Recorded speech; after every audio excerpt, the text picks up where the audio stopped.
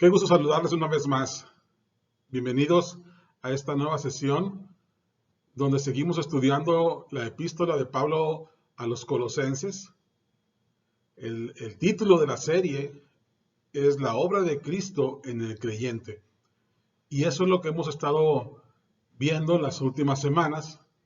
Cuando Pablo escribe a los Colosenses, Pablo exalta, enumera, explica a los colosenses cuán relevante es la obra de Cristo que se ha realizado ya en el corazón de todo aquel que cree en Él. Esta semana estaremos hablando de la libertad que Cristo imparte. Veremos qué implica esa libertad, algunas de sus características, pero sobre todas las cosas, la importancia con la que Pablo la expone a los colosenses. Nada hay tan valioso como la libertad.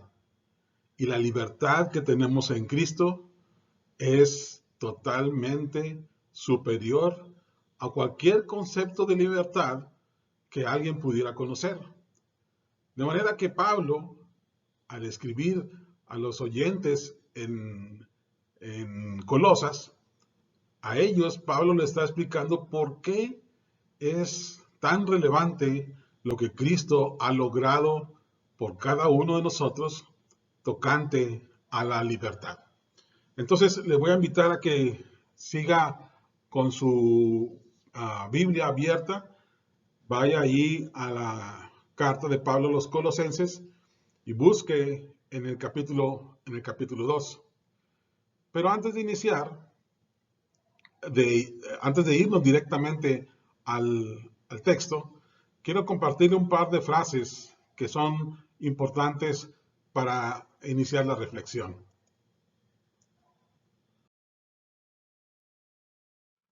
La libertad. Un pensador dijo así: lo que la luz es para los ojos, lo que el aire es para los pulmones, lo que el amor es para el corazón, la libertad lo es para el alma del hombre. Cuán importante es valorar la libertad. Muchos de nosotros hemos nacido y crecido en un país libre, en un lugar libre. Y realmente vemos la libertad como algo normal, natural. No entendemos o nos cuesta imaginarnos esclavos. Sin embargo, Pablo no habla precisamente de una esclavitud y de una libertad física. Pablo habla de una libertad en el más amplio de los conceptos. Y este pensador nos hace reflexionar un poco de cómo nuestra alma, cómo nuestro ser interior anhela para su máxima realización la libertad. Ahora le voy a invitar a que veamos otra frase, esta vez de un poeta alemán, que nos habla un poquito sobre la libertad, pero también sobre lo que usted y yo a veces pensamos, desde qué punto a veces nos posicionamos cuando queremos hablar de la libertad.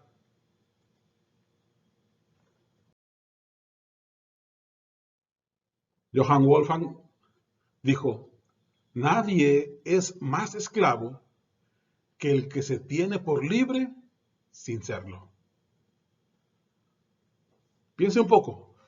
Pensemos un poco sobre lo que este poeta y dramaturgo alemán dijo hace ya varios cientos de años. Nadie es más esclavo que el que se tiene por libre sin serlo. ¿No ha pensado que hay gente que cree ser libre cuando no lo es?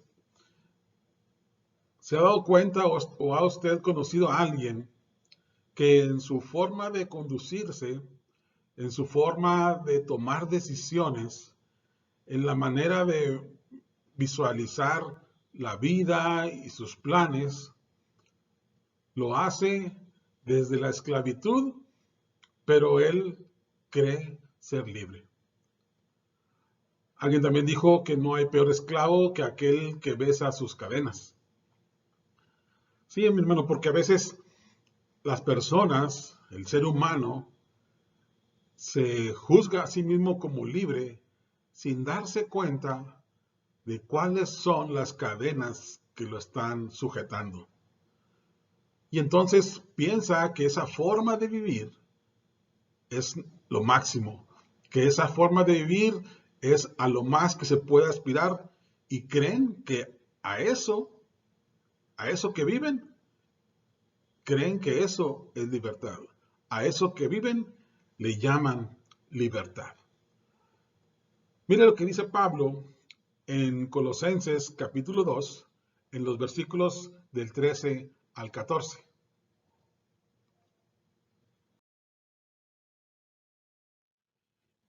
Dice Pablo, y a vosotros, estando muertos en pecado y en la incircuncisión de vuestra carne, os dio vida juntamente con él, perdonándoos todos los pecados, anulando el acta de los decretos que había contra nosotros, que nos era contraria, quitándola de en medio y clavándola en la cruz.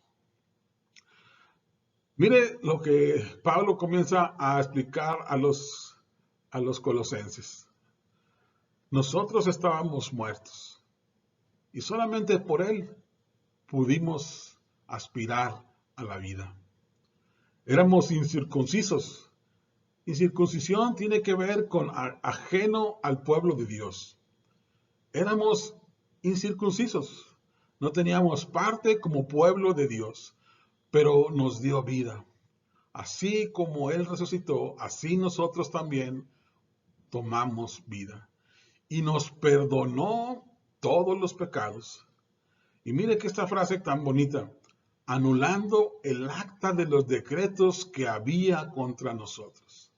Cualquier acusación, cualquier culpa, cualquier señalamiento, cualquier reclamo, Cristo lo anuló en la cruz. Todo lo que nos era contrario por causa del pecado, lo quitó de en medio.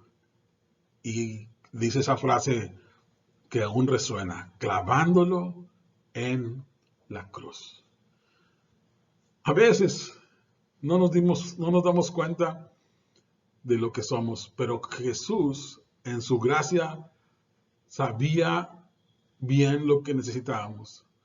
Y en esa circunstancia fue que Él dejó su trono, se encarnó y fue directamente a la cruz.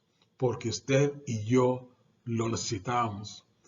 No teníamos ni idea, no teníamos ni esperanza, pero Él nos dio vida, nos perdonó, anuló el acta de todos los decretos que había contra nosotros y al quitarla del medio, la puso clavándola en la cruz.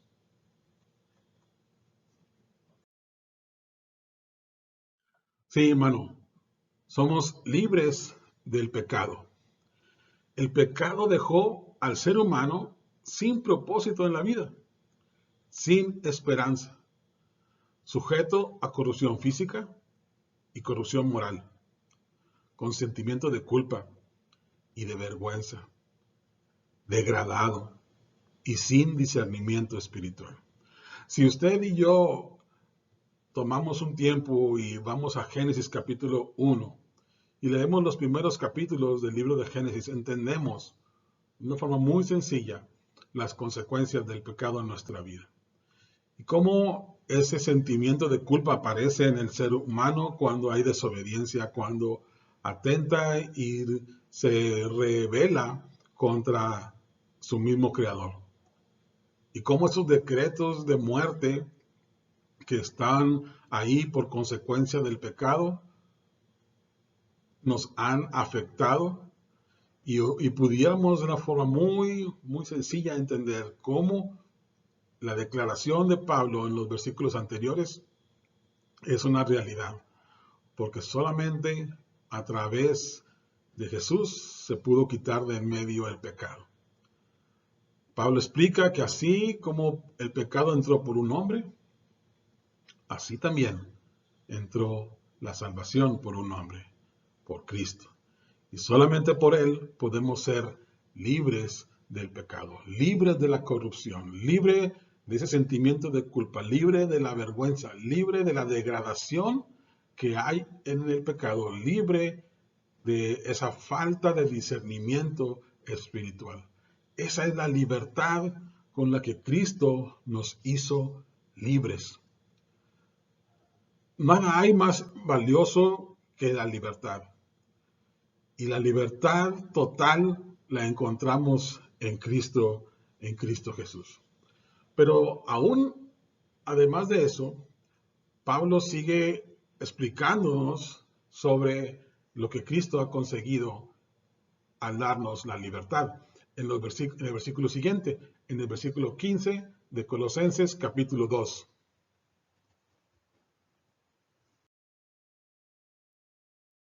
Colosenses 2:15 dice, y despojando a los principados y a las potestades, los exhibió públicamente, triunfando sobre ellos en la cruz. Es muy sabido por el pueblo cristiano que nuestra lucha no es una lucha contra seres humanos, contra carne y sangre. Es una lucha que el cristiano enfrenta contra potestades, contra dominios, contra huestes de maldad. Es una lucha que al ser humano le rebasa, pero no al cristiano, no al que está en Cristo. Porque el que está en Cristo obtiene de su Señor un triunfo. Por eso Pablo aclara aquí, en Colosenses 2:15, que despojó a los principados, a las potestades, los exhibió públicamente. Mire qué clase de victoria. Todo lo que el hombre temía, el mayor adversario que el hombre enfrentaba, nada pudo hacer con nuestro Señor. Y Jesús fue capaz de dar su vida y volverla a tomar. Jesús triunfó de una manera tan grande que en su triunfo exhibe la limitante, exhibe la pequeñez de nuestro adversario. Porque en Cristo, que nada se le compara, en Cristo hay un triunfo que desnuda la limitante de nuestro adversario. Y triunfó, los exhibió públicamente, dice aquí, triunfando sobre ellos en la cruz. ¿Cómo se siente usted en su libertad? ¿De qué manera cree usted que somos conscientes de nuestra libertad? Recordemos un poco lo que hemos estado viendo, lo que vimos en semanas pasadas. Las amenazas que había sobre la iglesia en Colosas. Esas amenazas, esas doctrinas, esas enseñanzas, ¿qué hacían? ¿Confundían? Sí. ¿Qué hacían? ¿Traían dudas? Sí, también. ¿Qué hacían? A veces distanciaban a los hermanos unos de otros. Sí. Pero lo más peligroso que Pablo les aclara es que esas amenazas atentaban contra su libertad. Atentar contra su libertad. ¿Por qué? Porque a veces al escuchar o al aceptar ciertas posiciones, ciertas enseñanzas, se cuestiona, se pone en tela de duda el triunfo de Jesús en la cruz.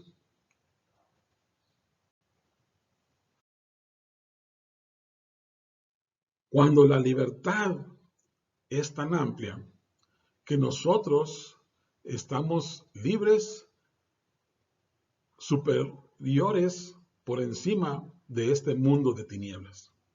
Muchas de las herejías, mis hermanos, muchas de las falsas enseñanzas, muchas de las influencias que se ciernen sobre la iglesia provienen precisamente de nuestro adversario, que es el padre de la mentira.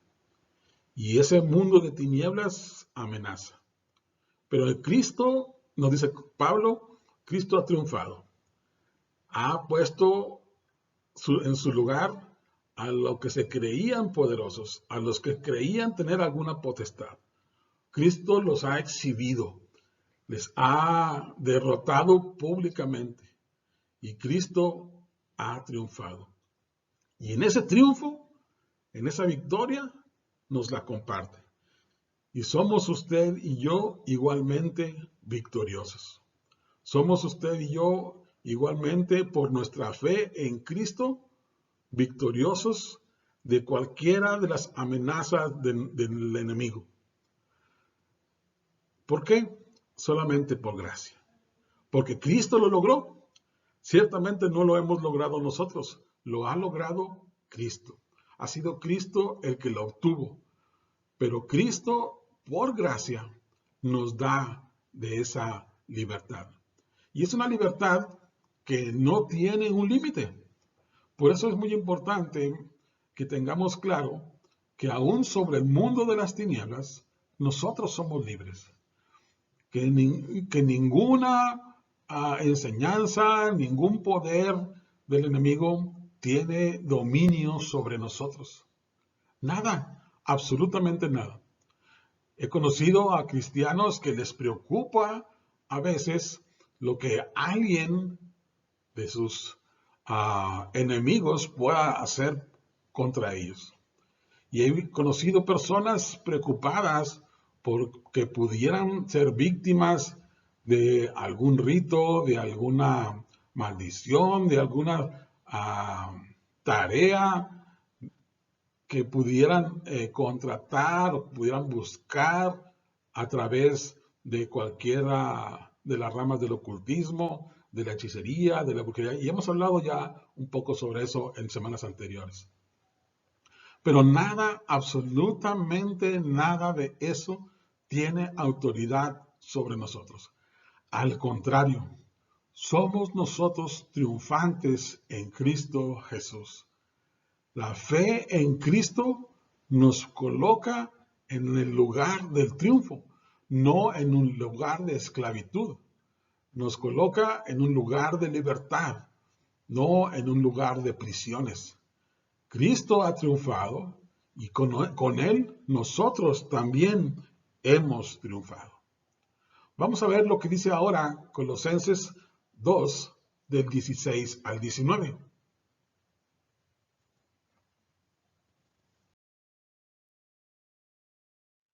Miren, Pablo está de alguna manera explicando en este pasaje.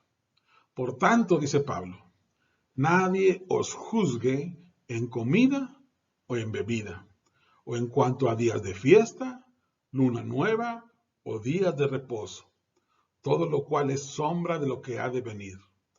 Pero el cuerpo es de Cristo. Nadie os prive de vuestro premio.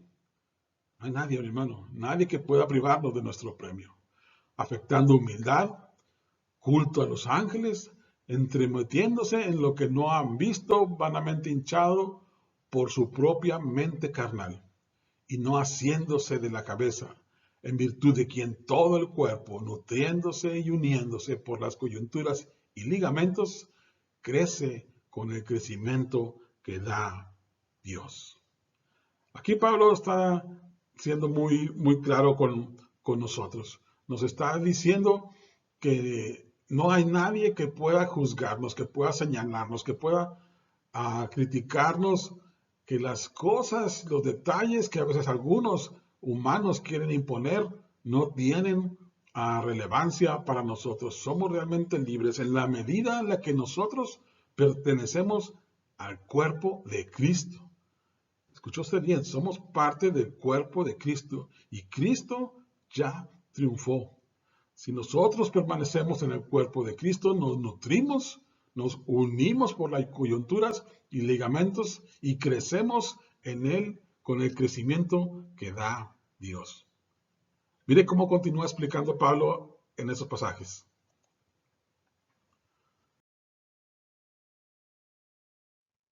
Ahora del 16 al 22. Pues si habéis muerto con Cristo en cuanto a los rudimentos del mundo, ¿por qué, como si vivieseis en el mundo, os sometéis a preceptos, tales como no manejes, ni gustes, ni aun toques, en conformidad a mandamientos y doctrinas de hombres, cosas que todas se destruyen con el uso? Pablo está aquí explicando y tratando de poner el límite. Hay gente que quería contaminar el evangelio. ¿Cómo lo quería contaminar? Lo quería contaminar poniendo cargas, poniendo límites, poniendo requisitos. Y querían que ciertos requisitos se siguieran cumpliendo.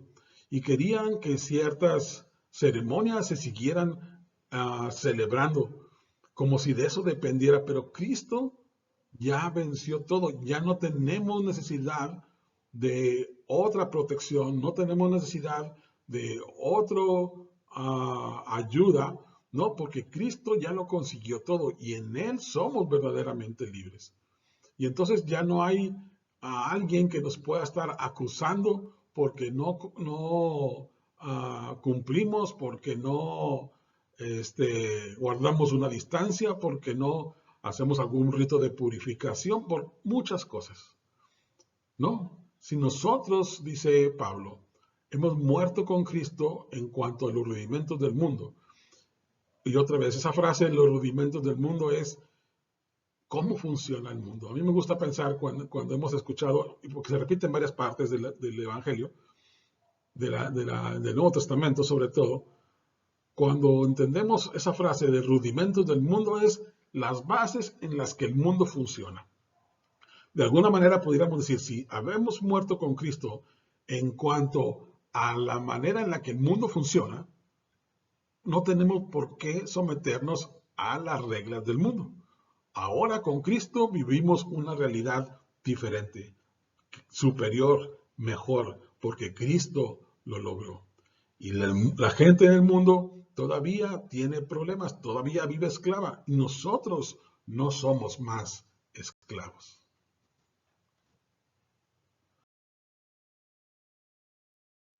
¿De qué somos libres? También somos libres de las tradiciones humanas.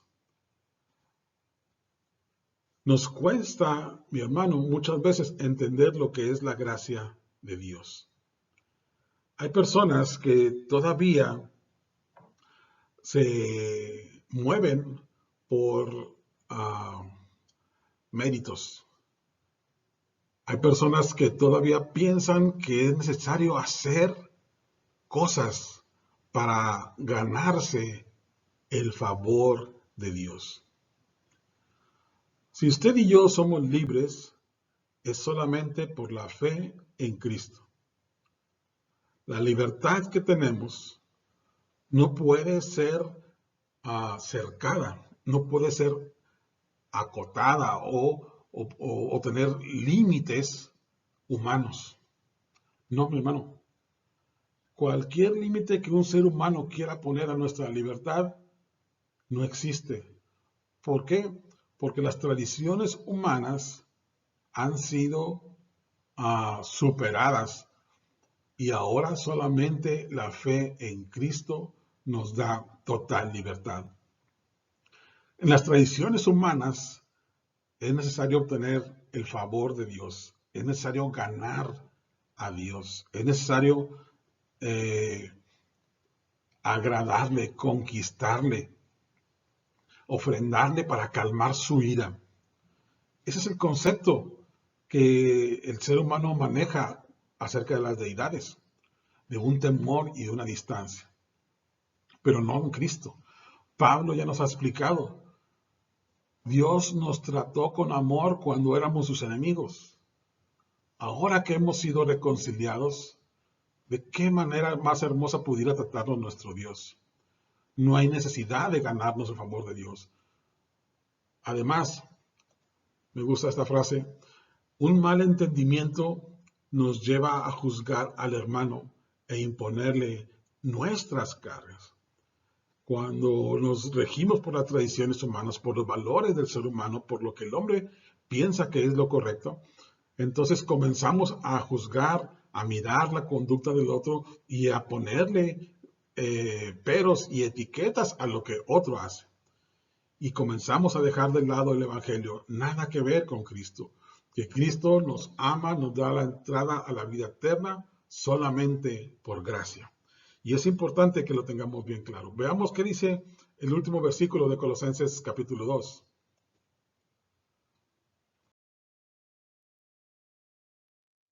Esas cosas tienen a la verdad cierta reputación entre los humanos, de sabiduría, en culto voluntario, en humildad y en duro trato del cuerpo. Había prácticas que tenían, como el ascetismo, que tenían que ver mucho cómo tratábamos el cuerpo. Pero dice, no tienen valor alguno contra los apetitos de la carne. Es decir, todo lo que el hombre hace tiene por más que se esfuerza, por más que trata de ordenarse, tienen unas consecuencias limitadas en favor de la persona. No así el Evangelio. Que el Evangelio, dice Pablo, es poder de Dios para salvación. En él tenemos realmente poder. Entonces nosotros no seguimos doctrinas ni ritos humanos, sino que solamente depositamos nuestra confianza total en Cristo Jesús, que es en él en quien tenemos la victoria. Y decíamos, tenemos esa victoria por gracia.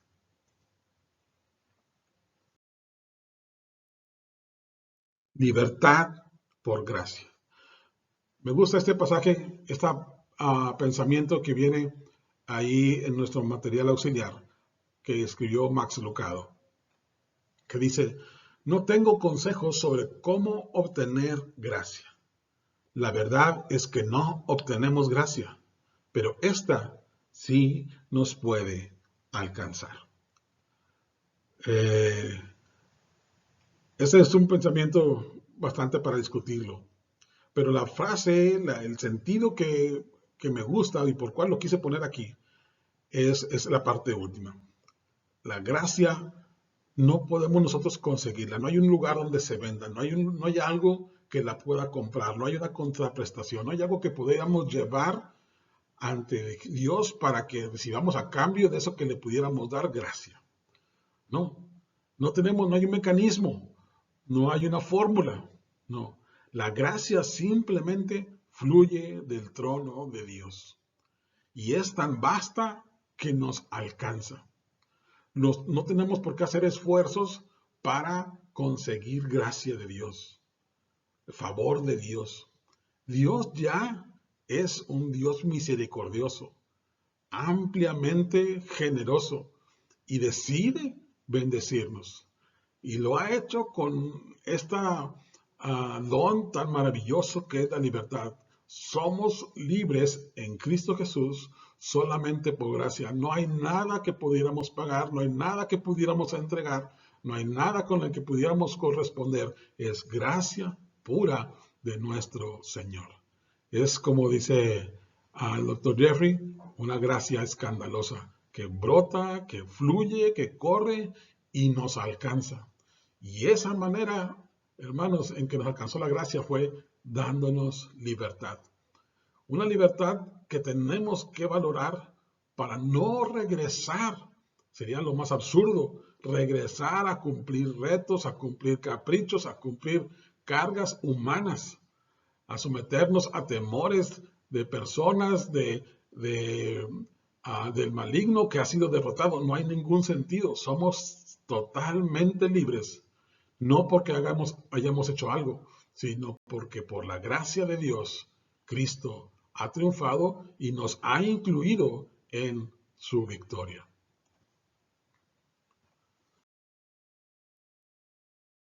Y por último, cuando hablamos de libertad, tenemos que entender que libertad verdadera no es libertinaje.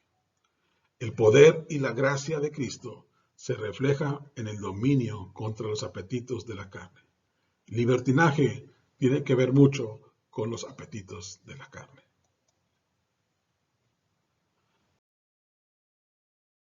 Gracias, mis hermanos. Quiero agradecerles que me hayan seguido hasta este minuto final del tema. Les repito, hay que ver el pasaje, hay que estudiarlo. Si usted puede estudiar Génesis, los primeros 3 capítulos de Génesis, sería muy bueno. Pero también le invito a que comparta este video. Llévelo a otros, mande la liga a otros, póngalo allí en su Facebook, copie la liga, pero hermano, invite a otros que pudieran estar en riesgo de perder su libertad por ignorancia.